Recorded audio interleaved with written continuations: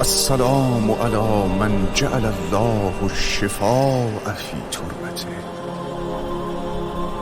السلام على من الإجابة تحت قبته.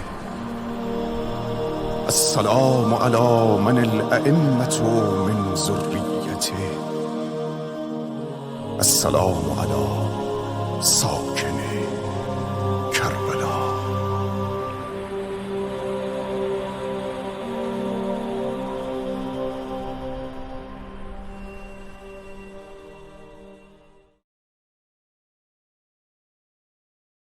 اعوذ باللہ من الشیطان الرجیم. بسم اللہ الرحمن الرحیم. ناظرین کرام السلام علیکم.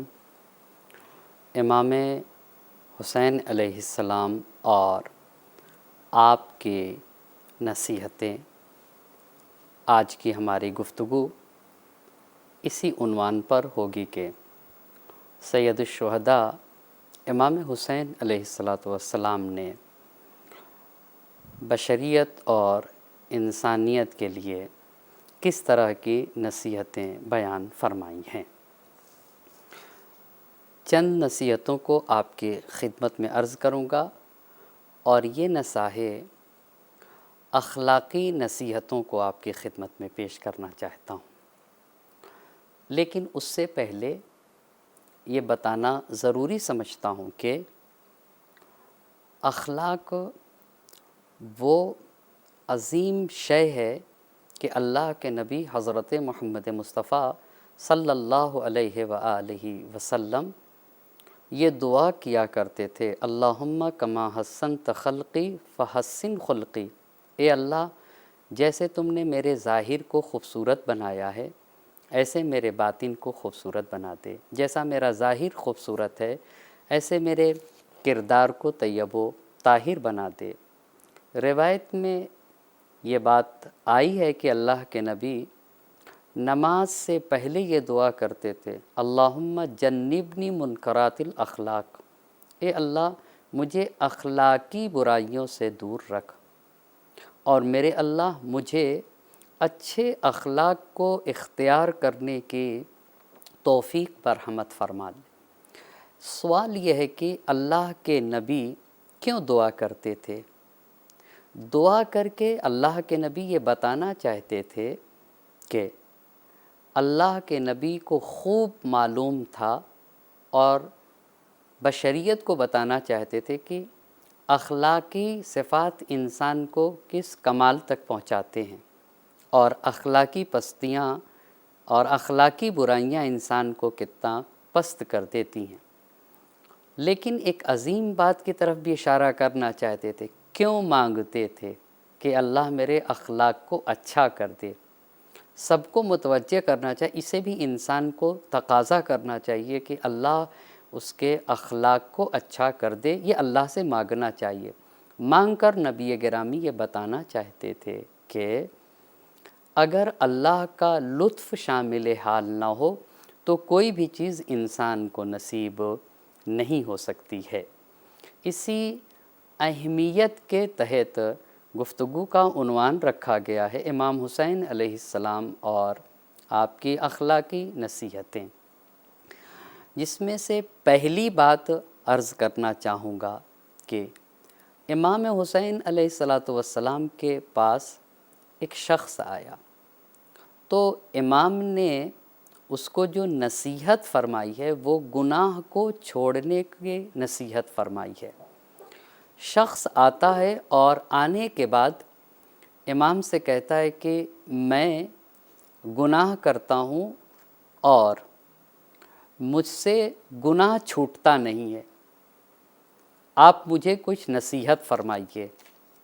یعنی ایسا زندگی میں پیش آتا ہے کہ ایک گناہ اتنا انسان کی عادت ہو جاتی ہے اس گناہ کرنے کی کہ اب اس کے لیے چھوڑنا مشکل ہو جاتا ہے. آ کر امام سے کہتا ہے کہ میں گناہ کرتا ہوں اور میرے لیے اب گناہ کا چھوڑنا بہت سخت ہو گیا ہے، آپ مجھے نصیحت فرمائیں. تو امام حسین علیہ السلام نے ترک گناہ، یعنی ہم کیسے گناہ چھوڑیں، اس کے لیے 5 باتیں اس کو نصیحت کی ہیں. امام نے کہا اف الخمسۃ اشیاء وزن ما شئت، تم ان 5 باتوں کو انجام دو اور پھر جاؤ جتنا دل چاہے گناہ کرو۔ توجہ کی ضرورت ہے۔ پہلی بات فَأَوَّلُ ذَلِكَ لَا تَأْكُلْ رِزْقَ اللہ، آپ توجہ کریں، ہم اللہ کا دیا ہوا رزق کھاتے ہیں، ہمارے پاس جو کچھ بھی ہے سب اللہ سبحانہ وتعالیٰ کا دیا ہوا ہے، ہمارے جسم میں جو طاقت ہے، جو کچھ بھی ہے ہمارے پاس سب اللہ سبحانہ وتعالیٰ کا۔ امام نے پہلی بات کہی کہ دیکھو رزق الہی استعمال نہ کرو، اللہ کا رزق نہ کھاؤ، وَاظْلِمْ مَا شِئْتَ، پھر جاؤ جتنا دل چاہے گناہ کرو، یہ پہلی بات۔ دوسری بات امام نے کہی کہ اخرج من ولایت اللہ، کوئی ایسی جگہ تلاش کرو گناہ کرنے کے لیے جہاں اللہ کی حکومت نہ ہو۔ دعائے کمیل میں ایک جملہ ہے این الفرار من حکومتک، اے اللہ کون انسان ہے جو تیری حکومت سے فرار کر سکتا ہے اور کوئی تیری حکومت سے بچ سکتا ہے؟ امام نے کہا اخرج من ولایت اللہ، ہے ایک ایسی جگہ چلے جاؤ جہاں اللہ سبحانہ تعالیٰ کی حکومت نہ ہو، اللہ کی حکومت سے باہر چلے جاؤ، وَاظْلِمْ مَا شِئْتَ، اور پھر اللہ کی حکومت سے باہر جانے کے بعد پھر جتنا دل چاہے گناہ کرو۔ بس پہلی چیز کہ اللہ کا رزق نہ کھاؤ اور جاؤ گناہ کرو۔ دوسری بات یہ کہ اللہ کی حکومت سے باہر چلے جاؤ، وہاں جا کر گناہ کرو۔ تیسری بات امام فرماتے ہیں اطلب موضعا لا یراک اللہ، ایک ایسی جگہ تلاش کرو کہ جہاں اللہ تمہیں نہ دیکھ رہا ہو۔ بہت غور طلب بات ہے، اسی لیے دین میں ایمان کی اہمیت ہے، سارا دار و مدار ایمان پر ہے۔ ہمارے بچپن میں مکتب میں ہمارے استاد بتاتے تھے کہ ایک استاد نے بچوں کو، چھوٹے بچوں کو چڑیا دیا اور کہا کہ اسے لے جاؤ ایسی جگہ ذبح کر کے لانا جہاں کوئی دیکھ نہ رہا ہو۔ تو سارے بچے لے گئے، انہوں نے اپنے اپنے اعتبار سے ذبح کر کے لے آئے چڑیا کو، لیکن ایک بچہ زندہ لے کر آ گیا۔ تو ٹیچر نے پوچھا تم زندہ کیوں لے کر آ گئے؟ تو وہ کہتا ہے کہ مجھے کوئی ایسی جگہ نہ ملی جہاں کوئی دیکھنے والا نہ تھا۔ امام اس شخص سے کہتے ہیں کہ اگر تمہارا گناہ نہیں چھوٹ رہا ہے تو ایک ایسی جگہ تلاش کرو جہاں تمہیں اللہ نہ دیکھ رہا ہو، فَاظْلِمْ مَا شِئْتَ، پھر جتنا دل چاہے گناہ کرو، اللہ کا رزق نہ کھاؤ، پہلی بات۔ دوسری بات ہے اللہ کی حکومت سے باہر چلے جاؤ، اور تیسری بات کہ کسی ایسی جگہ کو تلاش کرو جہاں اللہ تمہیں نہ دیکھ رہا ہو۔ چوتھی بات اذا جاء ملک الموت لیقبض روحک فادفعہ عن نفسک، اگر تمہارے اندر یہ صلاحیت پائی جاتی ہے، اتنی طاقت اور قوت پائی جاتی ہے کہ جب موت کا فرشتہ قبض روح کے لیے تمہارے پاس آئے تو تم اس کو اپنے سے دور کر دو، اگر تم ایسے ہو تو تم گناہ کرو۔ اور پانچویں بات امام نے کہی کہ وَإِذَا أَدْخَلَكَ مَالِكٌ فِي النَّارِ فَلَا تَدْخُلْ فِي النَّارِ، اور جب جہنم میں لے جانے والا فرشتہ تمہیں جہنم میں لے جائے تو تم جہنم میں نہ جاؤ۔ اگر تمہارے اندر اتنی ہے صلاحیت اور اتنی قوت اور قدرت رکھتے ہو تو پھر تم جتنا دل چاہے وَاظْلِمْ مَا شِئْتَ، فَاظْلِمْ مَا شِئْتَ، پھر جتنا دل چاہے گناہ کرو۔ اس 5 بات سے کہ اللہ کا رزق نہ کھاؤ یہ سوچو، اس کے بعد اللہ کی حکومت سے باہر چلے جاؤ، تیسری بات ایک ایسی جگہ تلاش کرو جہاں اللہ نہ دیکھ رہا ہو، اور چوتھی بات یہ کہ اگر تم اتنی قدرت اور طاقت رکھتے ہو کہ قبض روح کا فرشتہ، روح کو قبض کرنے والا فرشتہ تمہارے پاس آئے تو تم اس کو اپنے سے دور کر سکو، اور مرنے کے بعد اگر جہنم میں لے جانے والا فرشتہ تمہیں جہنم میں لے جائے تو تم جہنم میں داخل نہ، اگر اتنی چیز کرو پھر جو ہے فَصْنِ مَا شِئْتَ، جتنا دل چاہے گناہ کرو۔ یہ میرے آقا کی پہلی ایک نصیحت ہے، نصیحتوں میں سے ایک نصیحت ہے جو اس گنہگار انسان کو کہا جس کی بنیاد پر انسان سوچے تو یقیناً گناہ کو ترک کر دے گا، پہلی بات۔ دوسری بات اسی چیز سے بہت مربوط ہے، اور یہ سوچنے کی بات ہے، اس کو آج کے زمانے سے بھی دیکھا جا سکتا ہے۔ اگر انسان، آپ دیکھیں دو ہی چیز ہے، ایک چیز تو یہ ہے کہ انسان صحیح و سالم محفوظ رہے، اللہ اس کے ساتھ کوئی، وہ چاہتا یہ کہ کوئی ناگوار چیز اس کو پیش نہ آئے، کوئی مشکلات پیش نہ آئے، اور دوسرا مسئلہ یہ ہے کہ ہر انسان یہ چاہتا ہے کہ مالی مشکلات پیش نہ آئے، یعنی کوئی ناگوار حالت پیش نہ آئے، ہر انسان یہ چاہتا ہے، اور دوسری بات یہ چاہتا ہے کہ مالی مشکلات میں بھی گرفتار نہ ہو۔ اس کا راستہ کیا ہے؟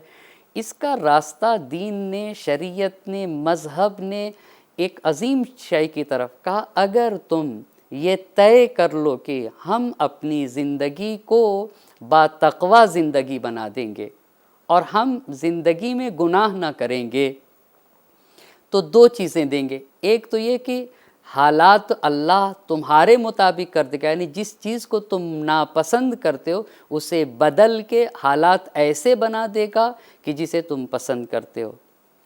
اور دوسری بات یہ کہ تم کو رزق کی فکر ہے نا، تمہیں مال کی فکر ہے، کہا اگر تم چاہتے ہو کہ حالات تمہارے مطابق رہیں جیسا تم پسند کرتے ہو تو تقوی اختیار کرو، اور اگر تم چاہتے ہو کہ تم کو رزق میں مشکل نہ ہو تب بھی تقوی اختیار کرو۔ امام کی دوسری نصیحت وہ یہ ہے کہ امام علیہ السلام نے، امام حسین علیہ السلام نے تقوی الہی کی نصیحت کی ہے۔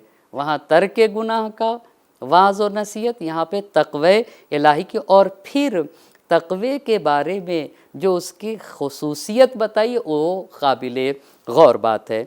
امام فرماتے ہیں، امام حسین علیہ السلام، اوصیکم بتقوی اللہ، اے لوگو میں تم کو تقوی الہی کی سفارش کرتا ہوں، تم متقی بن کے جیو، صاحب کردار بن کے جیو، تقوی اختیار کرو۔ کیوں؟ فائدہ کیا ہوگا تقوی کا؟ عموماً انسان دو چیز چاہتا ہے، وہ یہ چاہتا ہے کہ حالات اس کے مطابق رہیں، مشکلات نہ ہو اس کی زندگی میں، پریشانیاں نہ آئیں اس کی زندگی میں، اور دوسری بات یہ چاہتا ہے کہ مالی مشکلات میں بھی گرفتار نہ ہو۔ امام نے کہا ان دونوں چیزوں سے انسان کو تقوی بچا لے گا۔ کہا میں تم کو تقوی الہی کی نصیحت کرتا ہوں، اگر تقوی الہی اختیار کیا تو فَإِنَّهُ فَإِنَّ اللَّهَ قَدْ ضَمِنَ لِمَنِ اتَّقَاهُ، اللہ سبحانہ تعالیٰ نے یہ ضمانت لی ہے اس انسان کے حق میں کہ جو انسان تقوی الہی اختیار کرتا ہے۔ کیا ضمانت دی اللہ نے؟ أَن يَحُولَهُ أَمَّا يَكْرَهُ إِلَى مَا يُحِبُّ، ضمانت لی کہ اگر کسی انسان نے تقوی اختیار کیا تو ہم اس کے ناگوار حالات کو خوشگوار حالات میں بدلیں گے، یہ پہلی ضمانت۔ اور دوسری بات امام نے کہا وَيَرْزُقُهُ مِنْ حَيْثُ لَا يَحْتَسِبُ، اللہ اس کو وہاں سے رزق پہنچائے گا جہاں سے وہ گمان بھی نہیں کر سکتا ہے۔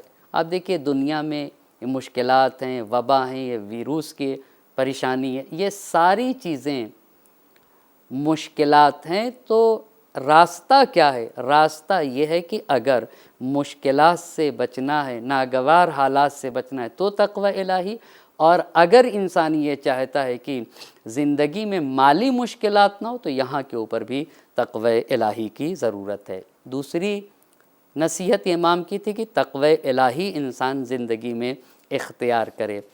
تیسری نصیحت امام نے جو کی ہے وہ سلام کی نصیحت ہے۔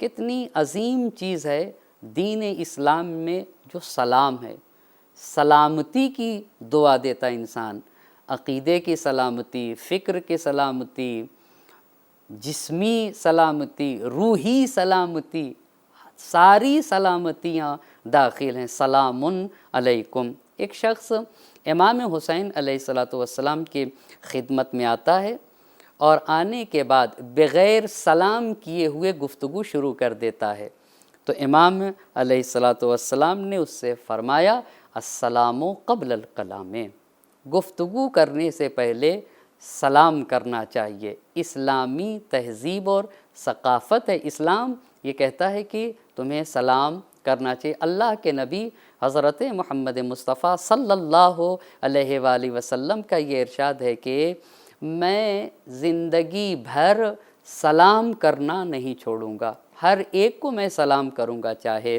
بڑا ہو چاہے چھوٹا ہو۔ تو امام نے اس کو سکھایا، اسے سفارش کی، اسے نصیحت کی کہ دیکھو گفتگو کرنے سے پہلے سلام کرنا چاہیے۔ یہی نہیں، یہ بھی امام کا فرمان ہے، امام حسین علیہ السلام کا یہ بھی فرمان ہے، للسلام سبعون حسنتاً، اگر سلام میں، خود سلام میں 70 حسنہ رکھا گیا ہے، 70 نیکی کا ثواب رکھا گیا، 70 نیکی ہے۔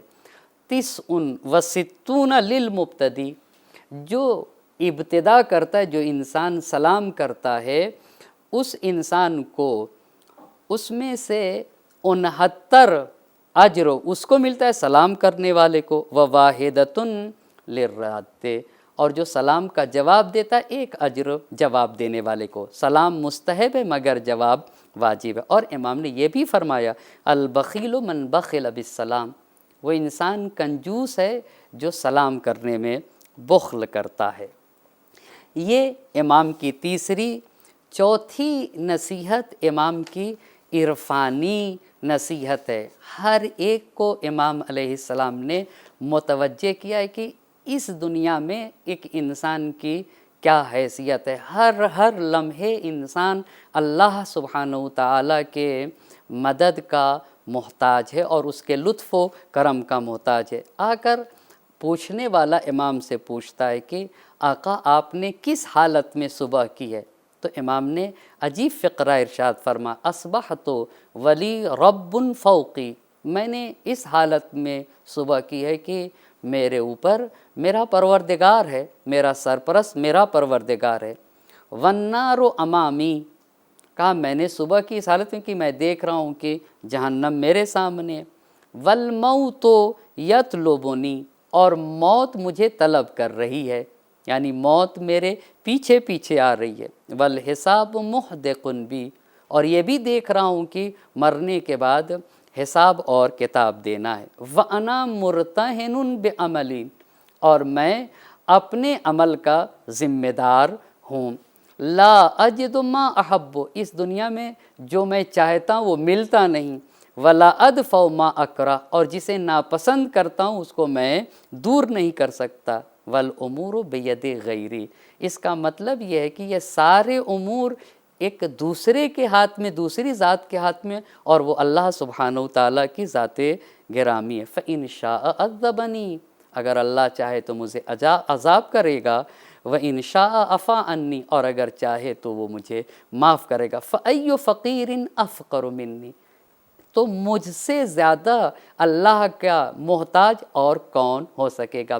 یہ بشریت کو متوجہ کیا کہ ہر لمحے انسان اللہ سبحانہ وتعالیٰ کے لطف و کرم کا محتاج ہے۔ پس پہلی نصیحت ترک گناہ کی، دوسری نصیحت تقوی کی، تیسری نصیحت سلام کی، اور چوتھی نصیحت متوجہ ہونے کی، اور ساتھ ساتھ اللہ سبحانہ تعالیٰ کے عرفان کی۔ پانچویں بات آپ کی خدمت میں عرض کروں، سید الشہداء کی زندگی میں یہ بات ملتی تھی کہ غرباء فقراء کا خاص خیال کرتے تھے، اور سید الشہداء سخی انسان تھے، اسی لیے حدیث میں یہ بات آئی ہے کہ لا یکون مومنا الا سخیا، مومن سخی ہو سکتا ہے۔ زندگی میں دوسروں کا بہت احترام، بہت آبرو کا خیال تھا سید الشہداء نے، عملی پیغام دیا کہ دوسروں کو محترم جانو۔ اسی لیے مدینے میں ایک شخص آیا سائل، اور آ کر پوچھتا ہے کہ مدینے میں سب سے کریم انسان کون ہے؟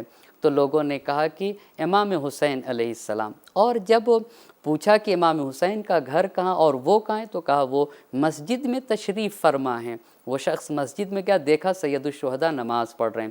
امام نے نماز کو تمام کیا اور یہ شخص کہتا ہے لم یقبل آنا من رجاک ومن حرک من دون بابک الحلک، وہ انسان نا امید جا ہی نہیں سکتا ہے جس نے آپ کے دروازے کی زنجیر کو کھٹکھٹا دیا۔ انت جواد وانت معتمد، آپ جواد ہیں، آپ صاحب اعتماد ہیں، اور آپ کے والد کی ذات گرامی وہ ذات گرامی ہے جس نے کافر، کفار اور فاسقین کا خاتمہ کر دیا۔ جب امام کی بارگاہ میں اس نے یہ اشعار پڑھے تو امام نے اس کی مالی مدد کرتے ہوئے کہا خُذْہَا فَإِنِّی إِلَيْکَ مُعْتَذِرٌ، اسے لے لو، میں معذرت چاہتا ہوں۔ وَعْلَمْ بِأَنِّی عَلَيْکَ ذُو شَفَقَۃ، یہ جان لو کہ میں تمہارا مہربان امام ہوں، اگر دنیا میرے مطابق ہوتی تو میں تمہیں اور زیادہ دیتا، یعنی اگر اور بھی پیسہ ہوتا تو میں تمہیں دیتا۔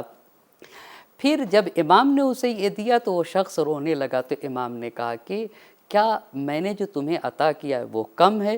وہ شخص کہتا ہے کہ نہیں آقا، میں اس پہ نہیں رو رہا ہوں، میں اس پہ رو رہا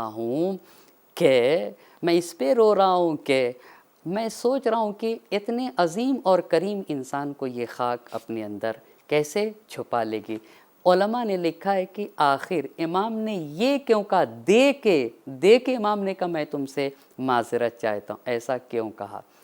امام کی اس وجہ سے کہ میں معذرت چاہتا ہوں، علماء نے لکھا ہے کہ اس لیے یہ بات کہی کہ امام اتنا بھی نہیں پسند کرتے تھے کہ کیوں ایک انسان کو یہ ضرورت آ گئی کہ وہ کسی انسان کے پاس جا کر اپنی ضرورت کو کہے، اور اسے ہاتھ پھیلانے کی ضرورت کیوں آ گئی۔ یہ ہے امام حسین اور آپ کے اخلاقی نصائح۔ والسلام علیکم ورحمۃ اللہ وبرکاتہ۔